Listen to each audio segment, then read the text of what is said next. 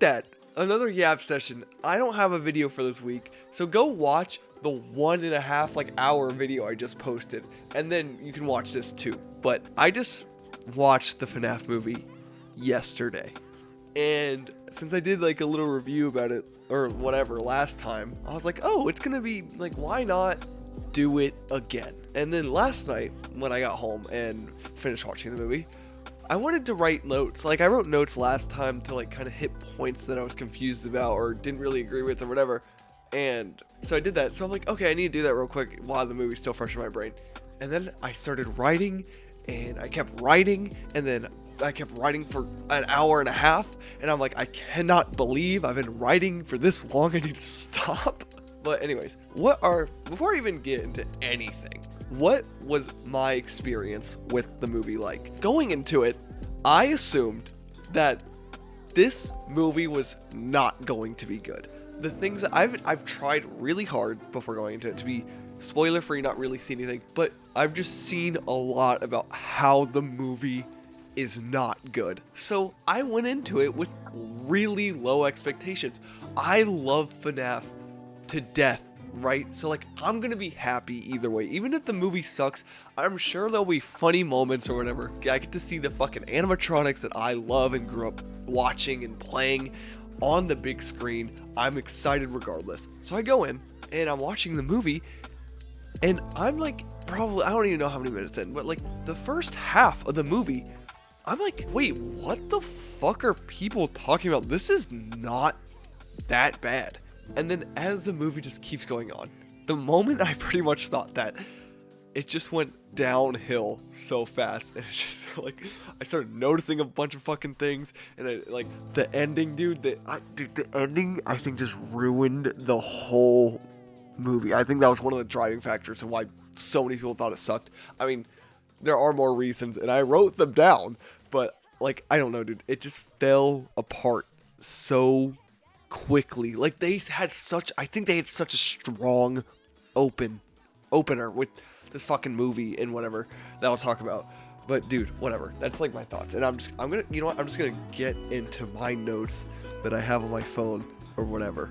Okay? So I want to start off positive. We're gonna end negatively because that's whatever. But some of the positives that I took away from this movie, the sets looked fucking awesome. Of course it did. They looked awesome in the last one. It looked even better, I feel like, in this one. The fucking FNAF 2 location looked great. It was like a take on the original, but like with added shit. There's a water ride in it, and you got to see like Kids Cove. That was disgusting, that sound that came out of my mouth. You got to see the fucking carousel. You got to see the office. Like, the office looked fucking sick. It had like all the posters from the original. It had the vents with the vent lights on top of it. Dude, it was sick. It looked so detailed and so clean. I fucking loved it. I wish you got to see like the door with like the parts and service room where the withered animatronics were, but that's fine. Like, oh well, that was just like a little thing for me. But speaking of animatronics, again, they looked fucking awesome, dude. Every single animatronic looked amazing. Like, I was just blown away. Like, I was so giddy every time they came on screen, dude. I was like, oh my god, dude. The toys looked literally like they were pulled straight out of the fucking game. I can't say the same for the withered animatronics, but like, still, like, they looked good regardless. I feel like it's kind of harder to pull off that type of design. And I'm specifically actually thinking about it. I think I'm specifically talking about withered Chica, because I don't really know how you do that like mouth thing and like kind of pull it off. But dude, when Mike came into the fucking restaurant and saw them, dude, I was like, oh my god! Like, dude, they look so, like, I got so fucking excited. And whatever, dude, like, it genuinely, like, oh my god, they look great, dude. And dude, especially the withered animatronics. Like, dude, when I saw Toy Bonnie, like, dude, he looked, or not Toy Bonnie, Withered Bonnie, dude, I was like, oh my fucking god. Like, Withered Chica is one of my favorite animatronics. And another one of my favorite animatronics, dude, look at these transitions. Fucking the marionette, dude. Like, you get to see the marionette animatronic like 3 times, and that's it in the whole movie. But when you saw her, she fucking looked awesome. Another thing dude, I don't know how long this is going to be. I genuinely have no idea, but whatever. I think they made, I don't know if they took the feedback from the last one, but they definitely made the movie scarier. Like there were genuine scenes in this movie where I was actually spooked and I was somewhat creeped out. As opposed for the last one, I don't think I was scared once because they didn't make the animatronics scary at all. Most of the parts involving the marionette scared me. Like, they're like the marionette, spoilers, I guess. I don't really, I know we're like 8 minutes in, but spoilers. But parts involving like the marionette, like she possesses people and like, I don't know, like possession stuff has always scared me. So like the marionette would possess people and then they'd be all like tangled and weird and they fucking like crawl or do some weird shit. That shit creeped me out, dude. Like, what the fuck? There's this whole like opening scene introducing everyone to the Fnaf like 2 location, and that shit was so fucking good. Like the whole build up to the one McKenna Grace who was in the movie for like 2 seconds, but whatever. McKenna Grace, like there's this whole scene of McKenna Grace finding the music box and finding the puppet. So it's like she's like searching, she's using this like EMF thing or whatever, and or radio, and then she's like has headphones on and she starts hearing like the music box from FNAF 2, which is like, that's fucking sick, dude. Like I love that. And then like as she gets closer, the music box sound gets louder and she's walking slowly, like checking in these back rooms that she's not supposed to be in, and then it's like do do do do do do do or whatever. Like it's slower than that to build up, like make it scarier, but like that's such a cool, like that's so cool. Like God, I love how they took that sound and like was able to like implement it in this horror scene. Like the tension was like building up, and then she like stops the music box and then like what, and that woke up the marionette, you know what I mean? Like whatever, who cares? And then like she gets possessed by, that's like your first sign of her getting possessed or someone getting possessed by the marionette. And then like the night guard of the FNAF 2 place, whose name is Mike, by the way, it's Michael Afton, spoiler warning, I clocked that from the beginning. He's wearing a fucking purple suit and whatever. He like came down and noticed that she was like possessed, and then she like, the possessed ghost possessed McKenna Grace starts crawling after him, and like that shit was scary. Like that genuinely like made me like, ew, like I hate that, dude. It like it actually gave me like the creep, and I didn't like watching it, and like I love that. I felt uncomfortable during that scene, like, you know what I mean? Like that's what these horror movies need. And then there's like later in the movie where Abby gets possessed by the marionette, and I just think the way they looked when they were possessed was just kind of creepy. But like I don't think it was as scary as like the first part. Anyways, there's like this scene when Vanessa visits the like FNAF 2 location to talk to Charlotte, the girl possessing the puppet. Or if you knew about the FNAF lore, you'd already know that already. But like she's like, Charlotte, it's me, like whatever. And there's this like this lower angle shot that is like right above Vanessa, and then you see like the possessed girl like pull away right when Vanessa looks up, and like that was creepy, dude. Like I hate that, and it was so good. Like I hated it, but I love it, you know what I mean? What else? There was a lot of fun little Easter eggs in this movie. There was like, I saw like a candies like arcade cabinet, like Five Nights at Candy's or whatever. Like there's like Shadow Bonnie. I don't know, I didn't see a lot of people point this out, but Shadow Bonnie is in like, when there's a point where Mike is like playing FNAF 2 in real life, and there's like literally like 2 or 3 frames where Shadow Bonnie's in it and he flashes his light and it disappears. I didn't see a lot of people talk about that. I don't know if it's just my editing eye where I saw that frame or whatever, but I thought that was really cool. That was like one of my favorite Easter eggs in the movie. The fucking FNAF beatbox guy is like, he's not in the fucking movie, but like the sound bites in there is like whatever. This wasn't an Easter egg, but the teacher, Abby's teacher in this movie is Newman from Seinfeld, like it's the actor or whatever, and I just thought that was awesome. That just made me so happy. Then there, of course, there's a fucking Marvel post-credit scene or whatever, and like that was fucking cool. I love, like, because this was like the only time that, because I know the movies are a separate lore canon or whatever, but they like actually followed the game lore where like people were scavenging the FNAF location to get parts for this horror attraction, and then they find Springtrap behind like a locked room, and they're like, oh my god, like it's a real one, like, you know what I mean? Like how he says in the FNAF 3 game, like I thought that was so cool, and I like how that they kind of like stuck with that narrative because whatever. And then I thought I wouldn't like the animatronics having voices, because when I saw that they first had like voice acting, I'm like, what the fuck is that gonna sound like? Like, that's gonna be stupid as shit, and that's gonna like humanize them like they did in the first one and not make them scary. But the thing is, they weren't scary in the first place, so it wouldn't have mattered anyway. But like, the voices actually worked really well. I was waiting for Toy Bonnie to talk for the whole movie because I wanted to hear what MatPat sounded like. And low-key, it did not. He did such a fucking good job. I could have not I would have not been able to tell you that was MatPat if I didn't know MatPat was voicing Toy Bonnie. He did a great job. And then Freddy low-key Toy Freddy low-key sounded like he was like Gregory. He sounded like that, you know. He sounded like glam rock Freddy, which I thought was a cool little thing. I did like how I said this like literally like 2 seconds ago, but I did like how they made Mike play like basically Fnaf 2, like he was putting on the mask in front of the withered animatronics and whatever. I thought that was like a fun little I'm still sick. I'm sick, Joe Biden. I like how like he was putting on the mask and doing all this shit. Like, I thought that was like a fun little thing. And then Mike at one point, like, Balloon Boy gets in his office. He just fucking rips his head off. Like, it was fucking crazy. I don't, what the fuck? Who, like, that's funny as fuck, but like, why did they do that? And then I think this was, okay, I'm almost done with all the positive stuff. Isn't this like getting boring? Like, why am I being so positive? I need to give over my pages and pages of negative things.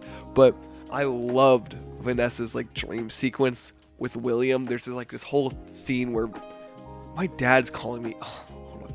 I don't remember what I was saying last. Like, Vanessa's having these really bad dreams about her William Afton, her dad or whatever. And like, I just remember I really liked the lighting that like they did with it. And then, or especially like, there's a point where she's like looking down the hallway and then William is just like standing there. And it's like there's just like really shadowy lighting on him. It looks super cool, and I just think a lot of the shots done in that scene specifically were cool. William Afton's like barely in this movie, by the way, which I was kind of bummed about. But again, he was fucking Springlock, so I don't really know how he would have been in it. But in the dream, like, he was like genuinely like really fucking good. Like he was evil. Like, you could tell he was evil. His acting was really good. Like genuinely, like, I was like, I need more of this in the movie. But whatever, like, he gets like shot by Vanessa, and there's this scene of him like falling from the stairs, and it looks goofy as shit. But other than that, like, I really, really like that scene.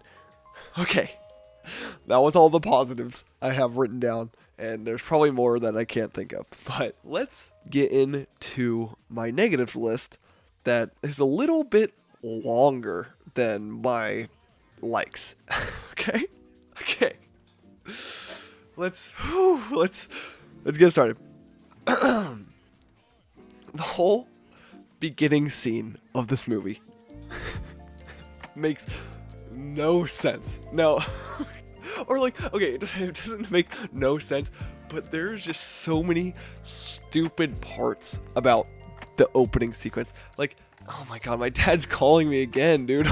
So the beginning scene involves Charlotte, the person who possesses the puppet, just basically explaining how she's possessed the puppet. So it starts off with her like sitting by the stage, waiting for this trapdoor to open up, like what the marionette comes out of. But she's just sitting there waiting, and then these employees come up to her, and they're like heckling this like 5-year-old kid, dude. They're like, oh, are you just gonna keep sitting there and waiting for it to come up? You should go do something else.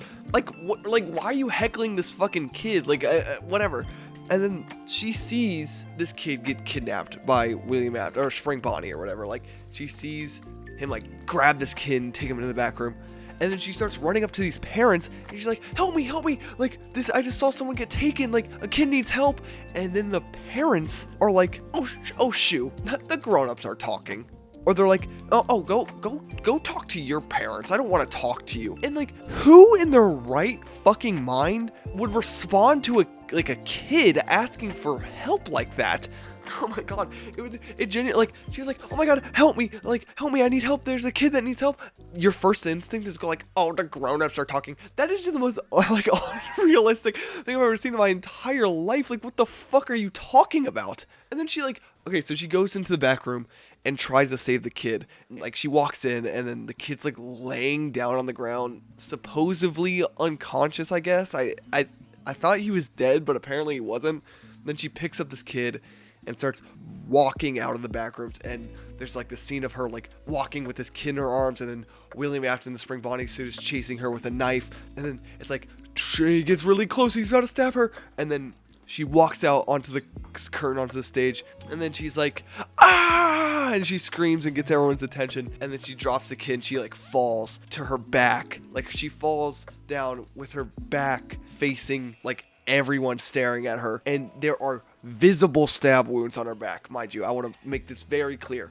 She falls with her back pointed towards all the people, and there are visible stab wounds on her back, okay? And then like whatever, and then like the trapdoor opens, and then she falls in the puppet or whatever. But like that was the end of the first scene, and then the scene starts right after that, and it's like showing newspaper articles of kid gets murdered, or not murdered, kid dies at Fazbear location, and some may suspect foul play. What do you mean foul play? There's knife wounds on her back, dude. Like genuinely, what do you mean foul play? And then this happens later too, where like Mike goes and visits Charlotte's dad, and like to like, cause he didn't know about Charlotte before, and then he learns about like Charlotte's death, and then the dad, even the like her dad is like, oh, I didn't know what happened to her, but after those 5 kids went missing, I just knew he killed her. And I'm like, what the fuck? You didn't know what happened? There's stab wounds on her back. What, like, genuinely, it's like, the stab wounds are literally right there. See her stab wounds? What does that mean, see her stab wounds? Of course I can see them. They're right there. Anybody could. Dude, okay, whatever. And then, like, dude, the dialogue in this movie is, like, this was probably the worst part of the movie. Like, it is... Dude, the writing in this movie sucked ass, bro. Like, there were so many fucking, like, moments of the movie that just took me out of it instantly because of how bad the dialogue was. It might be some of the worst writing ever seen on a script in my entire life.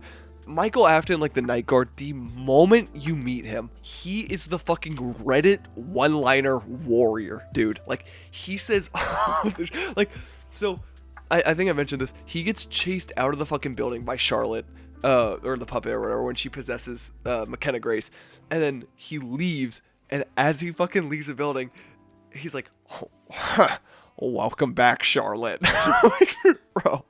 It's just, or it's like, dude, he says so, it's like little things like that, and dude, I can't even like point out like things he said, but every time he was on screen, it was such a fucking joy. Like, it didn't, but like it didn't, dude, it was such a joy because I know he would say some fucking stupid shit that just would be so bad. Like, it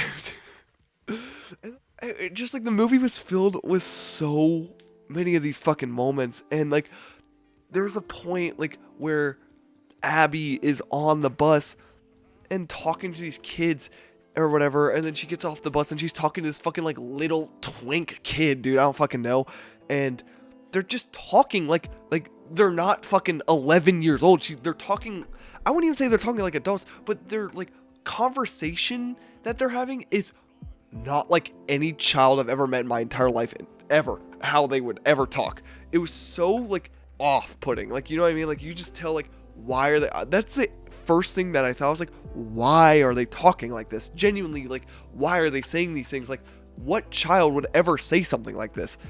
And it just took me out like instantly, dude. And then like, dude, this was like the first nothing type movie. It's like where nothing happened at all. Like, like obviously like things happen in the plot, but like they also never happen. Like, I don't even know how to explain it, but like, okay, so Vanessa's like the main character of this movie pretty much. Like, Mike kind of takes a backseat. It's a kind of like Vanessa and Abby's show, mainly Vanessa, but like Vanessa was having these nightmares, but after her first nightmare sequence with like William Afton or whatever, it's just never brought up again. Like, I don't know if that's like she like killed him, quote unquote, in her dream, but like that, I don't know if that counted as her resolving her dream or like what. There was never like a conclusion to that, or at least a clear conclusion to that. And then the puppet was like quote unquote, like, or no, not even quote unquote, the puppet is like the main villain of the movie. It's like, but like the puppet never gets defeated once. Like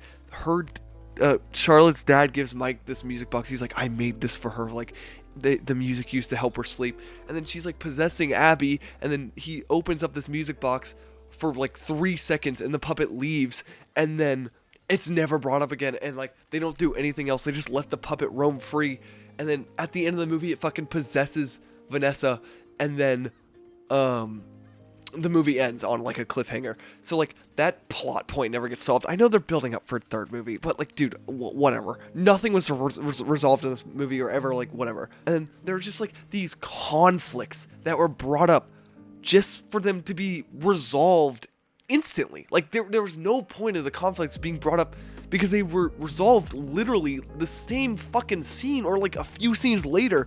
There's like a point where Vanessa is driving over to Mike's house in like a rush or whatever, and her car's damaged, and then, oh, of course her car breaks down as she's driving to Mike, and she's like, oh, Mike, like, I can't get to your house anymore. And literally not even like 2 seconds later, Mike's friend shows up and he's like, oh, you look like you need a ride. What the fuck are you like, no one is on this road that she's driving on. It looks like the most abandoned road on planet Earth. Like, and no one's driving. There's no cars on this road. Nothing. What do you mean? Like, he just conveniently drove up right as her car broke down. What was the point of even introducing that conflict in the first place if it gets resolved instantly? There was no point. Like, she could have just drove to his house, and it would have been the same end result, dude. I'm sorry. Or like, again, like, bring up, like, Vanessa sees visions of her dad, and then she almost fucking shoots someone, and then that's never brought up again, or never, whatever. Like, that was like the end. Like, there was just no point in introducing that scene because nothing, I guess it showed how much she was suffering, but like, then again, it was never resolved because there was no clear conclusion to that whole thing. And then just like small shit like that happens throughout the whole movie, and you're like, what was even like the point of that? There's this thing in the movie, it's like called like Faz Fest, and it's like a huge talking point throughout the whole movie. The teachers are talking about it, Charlotte's dad is talking about it, Mike's talking about it, Abby's talking about it, like, whatever. And they're just like building it up this whole movie, and then there's like 2 scenes with Faz Fest in it. There's no other part, and nothing important ever happens at Faz Fest. So why are they talking about it so often if it's such a minimal part of the story? They keep like building it up to like that it's gonna be this big thing, and like it's never enough. It's like, oh, you're like, oh, the final showdown is gonna happen at Faz Fest. No, that never happens. And it's just in 2 scenes, and none of the scene's been taken out of the movie, and nothing would have happened anyway. Like, genuinely, that would have been the perfect place for the final showdown to be at, because it's like a Faz Fest. Because why would you build it up if there's something to do with it, dude? Like, no, genuinely, it's so stupid. Oh my god, it actually has no plot significance at all. Like, it genuinely has 0 plot significance. Why would you build this up if it has no significance to the story at all? And, oh my god, and like, it would have been because it's like Fnaf theme, so like, why wouldn't, or it's like Freddy theme, so why wouldn't you have the final showdown there? Instead, it's that fucking Mike's house, dude. Like, who cares about Mike's house? Another thing, this is like less big as like all the other things. It's like Mike, the withered animatronics get activated, and then, like, this is where like Mike is playing FNAF 2 in like real life, and like they don't really, like, I thought they would have served a bigger role. Like, first they just start like trying to attack Mike for some reason. There's honestly, I don't even know if like the marionette's controlling them or anything, but like they had the thing with like the facial scanners, and Mike has to like put on the mask, and he's like, oh, no way this will work, and then he puts it on, and he's like, it worked. Like, they just were there as like a little threat for like 2 minutes, and then he figured out how to shut them down or whatever. So like they had no significance at all, really. And then that was like a mini thing, but then I just thought of something else that I did not write down. At the end of the movie, Michael Afton, like the security guard at the beginning of the movie, walks into like Mike's house or whatever, and he's like, oh, I'm Vanessa's brother, and I'm evil, and I'm gonna carry out William our dad's legacy, which in this movie, I don't even know what his fucking legacy is. Like, he doesn't even have like a legacy like in the games, because like in the games he's like experimenting on kids and like with Remnant and Agony and all this other shit, but in the movie it just seems like he's killing kids. Like, that's all. I don't really know if he's doing anything else. But then like, so what is his legacy? He's fucking, I'm gonna continue killing kids for sport. Okay, dude, like, cool. But then like, he's revealing this evil plot. He's like, I'm gonna continue dad's legacy, and you are one of us, and you need to follow us. And then he's like, he starts running away to go and do his evil plot, and then he just gets decked by fucking Mike's friend again. Like, how convenient. This guy's like the convenience master, and he just like knocks him out. So what was the point of Michael even introducing that he was evil and was gonna carry out his father's legacy? Like, now he's like no threat at all. What was the point of that whole scene? Dude, I don't know. And I was like, okay, so this is it's gonna be like Michael and William are gonna band together at the next movie, and they're gonna be like this one big mega threat. But no, I guess not, dude. I don't know. Whatever. Like that. I was like, why is whatever? I don't whatever. Can you tell I'm annoyed? And then okay, and then the motives. Another thing. This is completely opposite. We're done with the nothing type movie. The motives behind the puppet are stupid. I know. I like genuinely like. So her motives are like, if you remember what I said at the like very beginning, like she was going after these parents and they were like shooing her off or whatever. So her motives are that she has hatred over the parents because they didn't listen to her more than William Afton. So her entire motive of the whole movie is to kill every parent ever. Like that's it. Like, okay. And then like that gets completely thrown out the window when, like, I don't know, she starts possessing Abby and like killing. Dude, I don't know. It didn't make any sense. Like, the motives were like there, but then they weren't like stuck with. Whatever, dude. There was also like zero buildups with any of the jump scares. Like, the only time this really did happen is when like McKenna Grace was like doing the fucking puppet thing and turned off the music box and then got jump scared by the puppet. Like, and then like she whatever. Like, that was really good. Like, that was a great build up to a jump scare, and I was like, that was fucking awesome. Like, this movie's gonna be sick. But then right after that happens, her like McKenna Grace was part of this like ghost hunting crew with like 2 other people. So she gets jump scared, and then instantly the next person gets jump scared, and the next person gets jump scared. It's not like build. There's no other build up after that. And then there's so many scenes in this movie where it's like jump scares with like zero build up. So there's like no scare at all. Like, there were so many points in this movie where it was just like boom jump scare, boom jump scare. No build up, no nothing. And like, I was like, oh, they started out so strong with this like scary opener. It was scary. It was good. Like, it was actually, I was like, how are people hating on this if like it stays up with its quality? It didn't stay up with that quality. That's why people hate it. Whatever. God, there's still so much more to go on. I've been going on for 35 minutes. This movie has no sense of place or time at all. The editing is like all over the place. There's so many jump cuts from one location to another.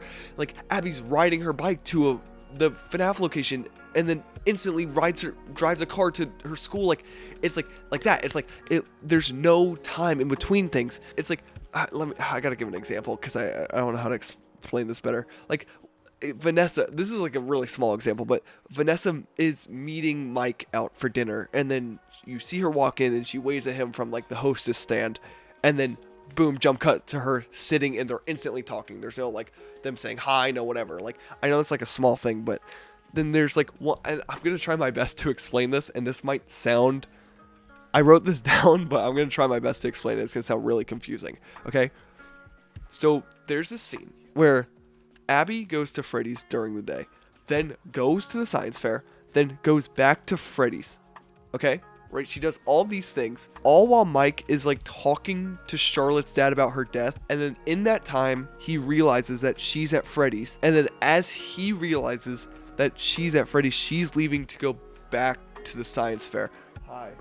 FNAF movie. Yeah, I'm ranting about the FNAF movie. Do you want to say something? I saw Chica and then I was like, I'm gonna fuck the shit out of that robot. I need to finish what I was saying. I forget where I was. Kellen? Great. Here, wait. Okay, I'm gonna start fucking you, and you're gonna talk, and the rest of this, I'm gonna be fucking you, and you have to I've been act going like, for 35 minutes, you have to Kellen. act like I'm not fucking you. Okay, hold on. Can I see where I am, and then you can start fucking me? He realized that she's at Freddy's, so he gets in his car and leaves to Freddy's in the day. Mind you, this is all during the daytime, and she leaves to go to Freddy's, or he leaves to go to Freddy's, and then Abby gets to the science fair, and then Mike gets to Freddy's at like the middle of the night. So it's like day shot, middle of the night shot, and that makes no sense because how is Abby like no, like the time I don't, and if that sound, it might not sound that bad in words or like whatever, but like you just need to watch the movie. Like if you watch the movie, you can like probably understand like it actually like affects things a lot. And there's so many times in this movie where like this happens, where the time is all, it's like night then day, then night then day, then night then day, and you're like,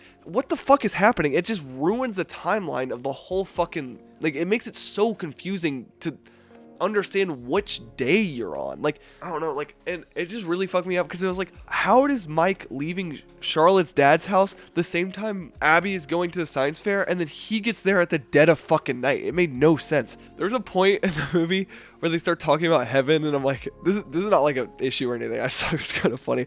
It reminded me that like they're like, oh, like they're in heaven now. I'm like, oh, I forgot Scott Cawthon is directing this movie and he wrote it.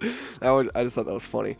What else? I need to think of other things. Like, dude, Baby is in the dream sequence of like Vanessa's dream sequence. Like she's hiding from William, and then like Baby is just there. Like Circus Baby, like from Sister Location, is in the house, and like she looks up and Circus Baby is just there. So I don't know what else, but and then never mentioned again. Back to like things being introduced and then never brought up again. Like what the fuck was the point of that? And like, my assumption is that Vanessa has another sister named Elizabeth, maybe, who knows? And then she got like scooped by Baby, and that's why she was scared of fucking her dad or what. I don't fucking know. Another thing I saw today, actually, and I didn't write anything about this, but apparently there's a post credit sequence where Henry, we're assuming it's Henry. There's like a Henry speech that really is giving like Connection Terminated vibes, but unlike the Connection Terminated speech has nothing going on. He's like, Mike, I was your father's business partner. Mike, the marionette is coming for you. And that's it. That's all he said. Like, holy fucking nothing burger speech at all. Like, why would you, like, okay, like, are you just doing that to show us that Henry is part of the movie, or the next movie, or I don't know. What else, dude? The ending, dude. I think I said this already, but the ending of this movie, just like the final hour of this movie, or 30 minutes, or 45 minutes, or whatever. It genuinely ruined the whole movie for me. It just, oh my God. Like, I don't even know if they stuck up with the quality that how it was at the beginning of the movie. I think this movie would have been great. I think the first half of this movie is good. Like, I would say it's like confident. Okay, I would say it's pretty good, like genuinely. But then none of the issues introduced in the first half of the movie get solved in the end, and the end is just all over the place, dude. Oh my God, I don't know. I don't know.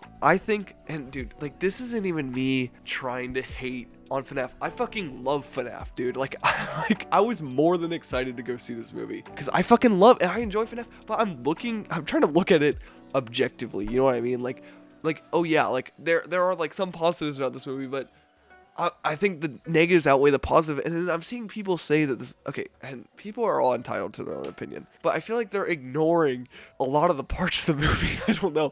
And like, dude, I'm a huge FNAF glazer. I'll consume anything FNAF related, but dude, like, this movie was not it, bro. I would prefer to watch this movie over the first one. So if that means anything, it will. It was good to I'm done talking. It was like 2 a.m. when I was writing these notes, by the way. I like wrote it for like from like 1 to like 2 or like 2:30 or whatever. And oh man, I had a lot to say. I just kept writing, and the more I kept writing, I got more ideas. But with that being said, I'm excited for the third one. I mean, I don't fucking know. Like, I want to see fucking Springtrap. It's gonna look fucking awesome. I think the horror attraction is gonna look super fucking cool. I'm really excited for it, dude. I don't know. Whatever. Thanks for listening to this long rant. I don't even know if my gameplay that I recorded for this video is gonna be long enough for this, so I might have to record more. We'll see.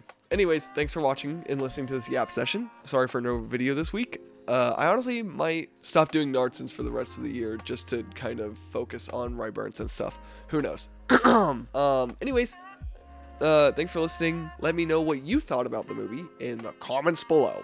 And I love you, and have a great day or night or next day or New Year, actually. Let's just say that. And Christmas if you celebrate that. Love you. Goodbye.